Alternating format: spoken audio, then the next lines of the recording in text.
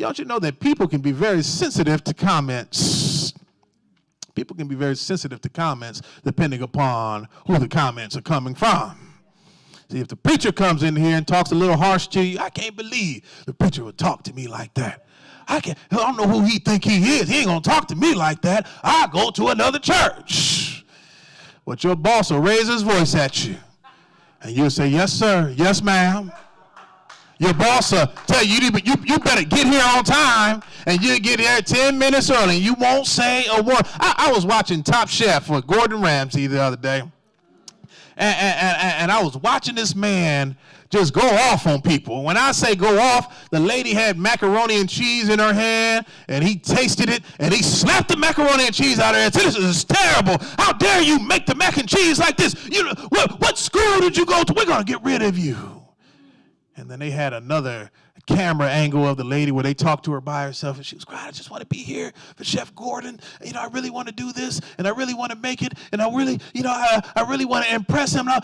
It depends on who speaks to us and how they speak to us. We give priority to the wrong folks.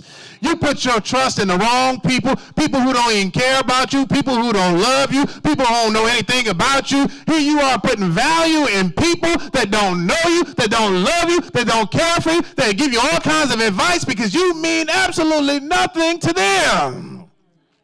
I said to myself, you know what? I like the way Chef Ramsay operates there. I said, the next time my wife makes me something I don't like, I'm going to slap it out of her hand, Brother Mike. Make that again. And then I woke up, amen. I said, that was a crazy dream I had there. Amen. But we accept things from people that we place value in. We accept things from people that we place value in. I know absolutely nothing about women's fashion whatsoever. Couldn't tell you the latest dress or who the top designers are. I couldn't tell you any of that stuff. But what I can tell you is this, is that if the top designer in the world came in and I was standing right next to him and my wife was trying on a dress, and the top designer, he knows or she knows all about the fashion and what's in and what's not in and what accessories you ought to have, whether you ought to put this on and put that on. And if he said or she said, you look great. And I came along and said, I don't like it. My opinion would have more value than a person who actually does what it does. Why?